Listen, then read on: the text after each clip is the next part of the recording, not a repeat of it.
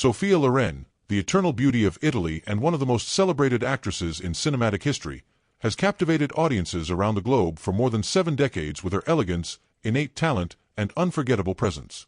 Her journey from a frail, overlooked child, once deemed ugly, raised in the shadows of poverty and war, to the heights of Hollywood stardom is a bittersweet epic of pain and perseverance. Yet beyond the dazzling lights and silver screen acclaim lies a truth few truly understand.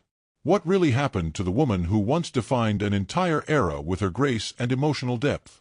Let's walk through a life filled with triumph, tragedy, and timeless grace. Before we begin, we'd love to hear from you. On a scale of 0 to 10, how would you rate Sophia Loren?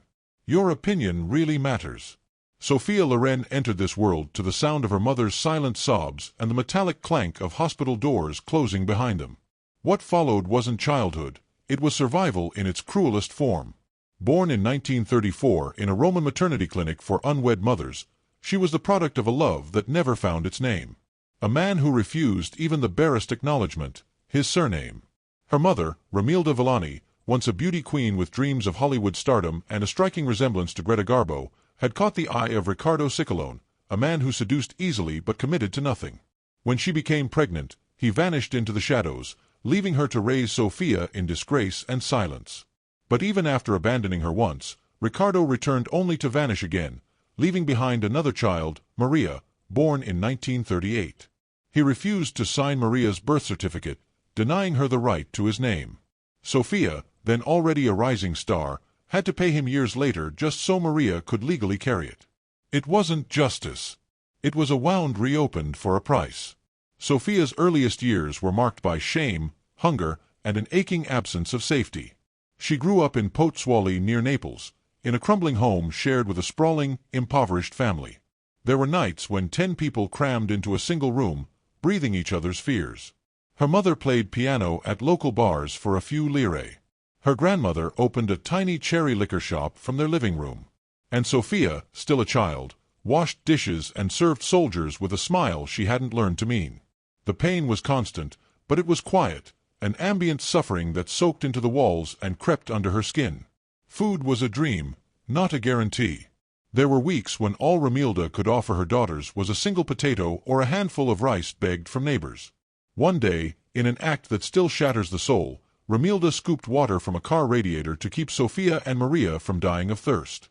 That wasn't desperation. It was a mother's slow agony in a world that had shut its doors on them. And then came the war. During the brutal bombings of World War II, the sky above Naples split open. Sirens wailed. Children screamed. Sophia remembers mistaking a piece of chocolate dropped by an American soldier for some unknown treasure, because she had never tasted anything that sweet. The moment was brief. Reality returned with blood. One explosion sent shrapnel flying through the streets, and a fragment tore into her face, leaving a scar on her chin that no child should carry. She would learn to cover it with makeup, but never to forget it. The wound was small. The shame, enormous. She was mocked for her thin frame. Her classmates called her toothpick, little stick, and worse, the ugly girl. Even her own wet nurse once whispered that she was the ugliest baby she had ever seen. There are many wounds fame can cover, but childhood cruelty is not one of them. Despite it all, something in Sophia refused to break. At 14, her body changed. Curves bloomed. Eyes sharpened. The ugly duckling no longer looked like a girl beaten by war. She looked like a force rising from the ashes. When she walked down the street, men stared. Agencies noticed.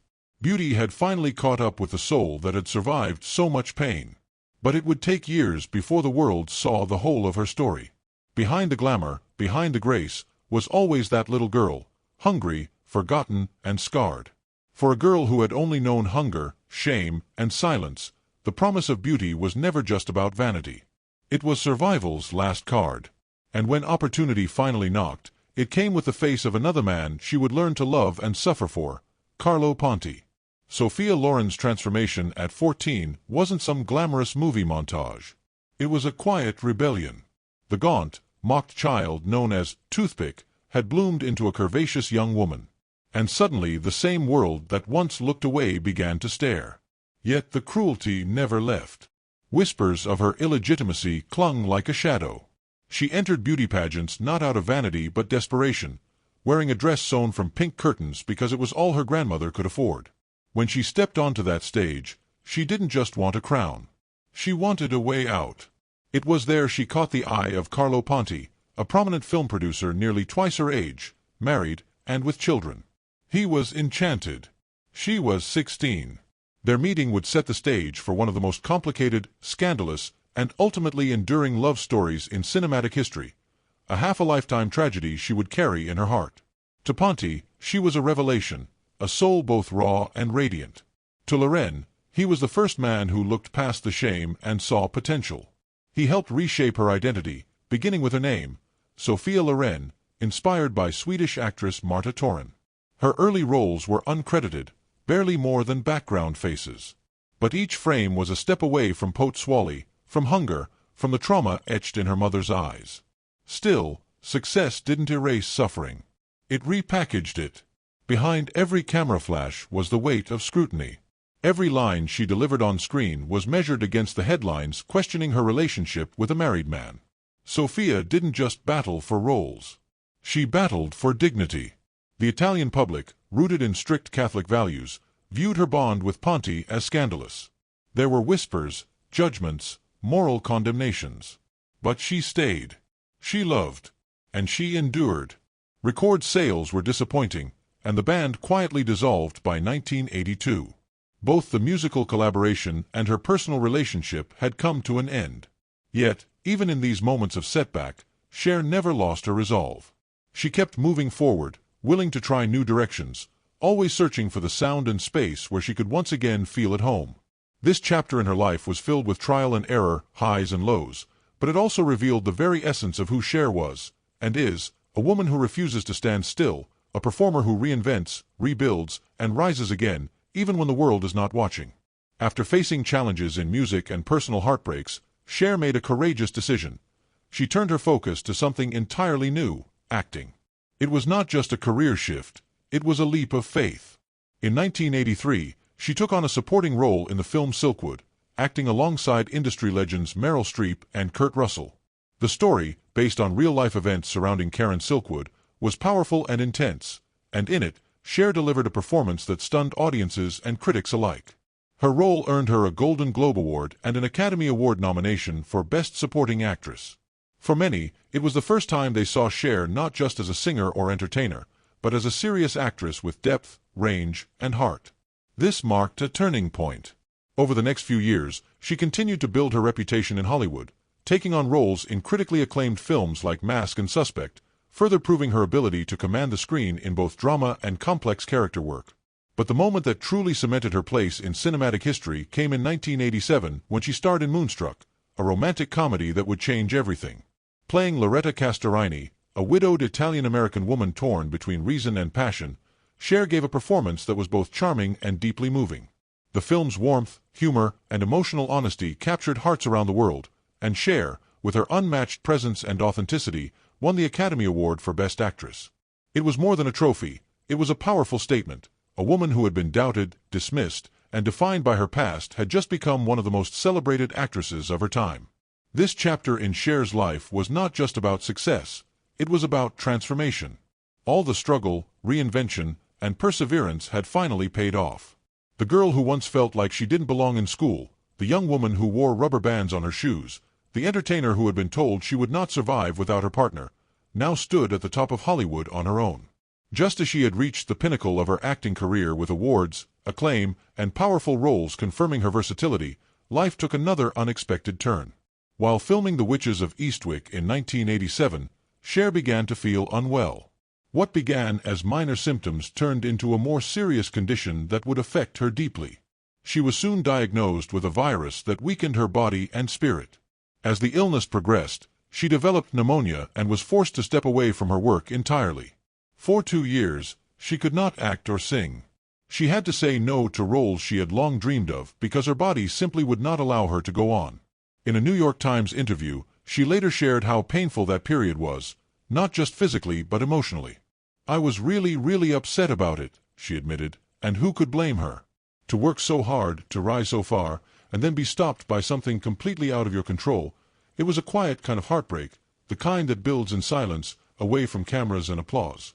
When Cher finally returned, she had to rebuild once again, from the beginning. This chapter was not marked by public drama or headlines. It was marked by quiet suffering, by strength that no one saw, and by a woman learning, once again, how to rise after being forced to pause. As Cher continued building her solo career in music and film, Sonny Bono began a transformation of his own, one that surprised many who had followed their journey. By the late 1980s, Sonny had stepped away from the spotlight of entertainment and entered politics.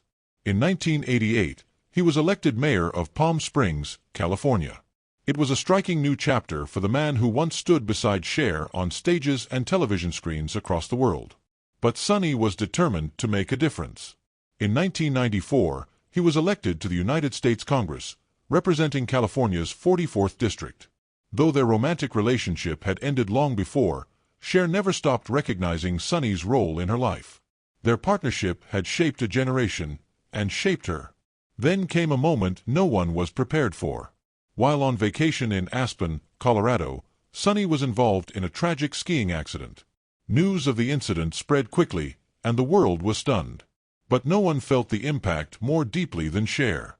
As soon as she heard, she flew from London to Los Angeles to be with family. At Sonny's memorial service, she stood not as a pop icon but as someone mourning a man who had once meant everything to her. Her eulogy was powerful, filled with emotion. Through tears, she honored Sonny's vision, intelligence, and the way he helped transform a quiet 16-year-old girl and himself into one of the most beloved entertainment duos of their time. She didn't speak of tension or pain but of respect and gratitude. Behind the comedy, behind the music, behind the show, she reminded the world, was a man with dreams and the courage to follow them, even in the most unexpected directions. It was a moment of closure, reflection, and deep humanity. Behind Cher's global fame and dazzling success lay a role perhaps most difficult of all, being a mother. Her career demanded long hours, constant travel, and relentless spotlight. Though she loved her children deeply, the pressures of fame sometimes created a distance hard to bridge. Her youngest son, Elijah Blue Allman, opened up in a 2014 interview about growing up with a world-famous mother. At just 7, he was sent to boarding school, a decision that, for a child, felt like abandonment. When you go to boarding school at 7 years old, it's kind of hard to feel like you're not being shunned, Elijah said, expressing the quiet pain he carried. Though now an adult, he admitted he was still processing the emotions. I'm at an age where I'm making peace with it, but it still doesn't mean it's right. In 2013, Elijah and his wife moved in with Cher, hoping to reconnect. But life complicated things. A dispute, never publicly explained, fractured the connection once again. Still, Elijah spoke without bitterness. Their relationship, he said, was a work in progress, unresolved, but not broken. And through it all, one thing remained clear. He loved and admired his mother deeply. She's really talented, she's gorgeous. She's Cher. What's not to love? Their story is not one of perfect reconciliation, but of human complexity, a mother and son finding their way through the shadows of time, fame, and pain. Cher's path as a mother was unconventional. Her first child with Sonny, born Chastity's son Bono, would one day begin a deeply personal transformation, one that would test their bond and capacity to grow together. In the late 2000s, Chastity began transitioning to male, becoming Chaz Bono. For Chaz, it was a journey of truth. For Cher, a journey through confusion and emotion. Though long a symbol of LGBTQ+ support, Cher admitted Chaz's transition wasn't easy for her. She wrestled with fears and uncertainty. Who would Chaz become? Would she lose a part of her child? But over time, something stronger than confusion took over. Love. She listened. She learned. She chose love over fear. Chaz is so happy now, she shared. And we get along better than ever. Their relationship had become stronger, deeper, and more real. Chaz's journey wasn't just about identity. It was about the power of being seen, accepted, and loved. For Cher, it was a reminder. Motherhood isn't just about raising a child, it's about growing alongside them. Now approaching 80, Cher has achieved a milestone few reach, with such resilience, legacy, and strength. Behind the glitter, behind the awards and unforgettable songs, is a woman who has endured more than most will ever know. Loneliness, heartbreak, illness, and silence often hid beneath her brightest moments. Yet she never stopped. She reinvented herself time and again, not for performance, but for survival.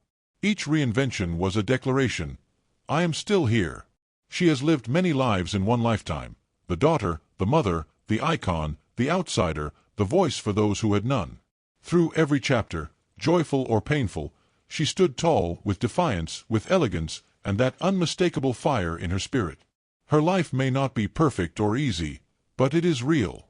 And maybe that's what makes her story so unforgettable. If this journey has touched your heart, if Cher has ever given you strength through her music, her story, or simply her presence, share your thoughts. What moment in her life moved you most? What does Cher mean to you? Let us know, and together, let's celebrate the strength behind the spotlight.